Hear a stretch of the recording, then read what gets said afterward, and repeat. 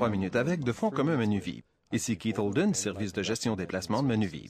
Aujourd'hui, j'ai le plaisir de recevoir Dan Janis, vice-président principal de gestion des placements mondiaux MFC et gestionnaire principal du Fonds à revenus stratégiques Manuvie. Dan, soyez le bienvenu. Bonjour, comment allez-vous? Bien, merci. Nous venons de traverser une période extrêmement volatile et les titres à revenus fixes ont fait une forte remontée. En tant que gestionnaire de portefeuille, quelles possibilités le marché offre-t-il? Nous demeurons optimistes à l'égard des obligations et des titres à rendement élevé. Il dépasse actuellement de 600 à 700 points de base celui des bons du Trésor, alors que l'écart se situait à 2000 points. Mais nous estimons que les perspectives sont favorables et nous en profiterons en surpondérant ces titres. Quant au marché émergent, le cours d'échange et des obligations présente des possibilités. Nous allons donc tourner notre attention vers ces marchés. Compte tenu de la vivacité du marché, les taux vont finir par augmenter et nous privilégions les plus courtes durées. Quels sont les avantages d'une optique multisectorielle? La diversification en est un. Nous examinons l'ensemble du marché obligataire mondial, soit les obligations d'État, à rendement élevé, les obligations de qualité, des marchés émergents, et de la monnaie dans laquelle elles sont libellées, le dollar américain, canadien ou une autre devise. Et nous repérons les titres qui correspondent à notre profil risque-rendement à long terme. Nous avons la souplesse nécessaire pour acheter et vendre ces catégories d'actifs comme bon nous semble, selon celles qui sont les plus prometteuses dans les 3 à 6 mois à venir. Dan, comment établissez-vous la répartition sectorielle? Notre mot d'ordre est rendement, qualité et stabilité. Les obligations d'État ne produisent pas un rendement élevé, mais ce sont des titres de qualité et leur stabilité fluctue en fonction de la situation monétaire.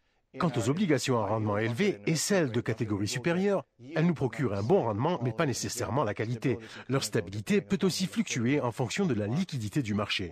Du côté des marchés émergents, nous pouvons obtenir un bon rendement, mais la qualité n'y est pas et la stabilité peut varier.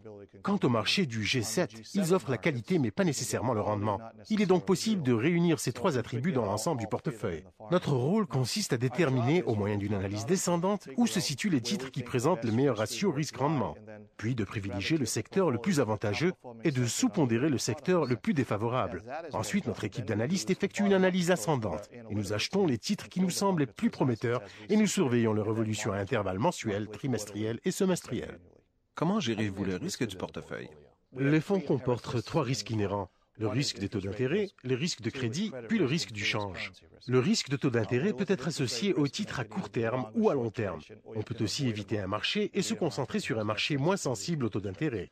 En matière de risque de crédit, nous nous distinguons par le fait que notre position est plus diversifiée, variant entre 0,5 et 1,5%. Donc, aucun titre à lui seul ne pourrait nous causer des difficultés si son rendement chutait. Quant au risque de change, c'est ce qui nous différencie le plus. Nous gérons le risque de change au Canada depuis plus de 25 ans. Nous avons un réseau de collaborateurs répartis dans le monde entier et nous sommes aux aguets 24 heures sur 24. Dan, quelles sont les perspectives du Fonds à revenus stratégiques Manuvie?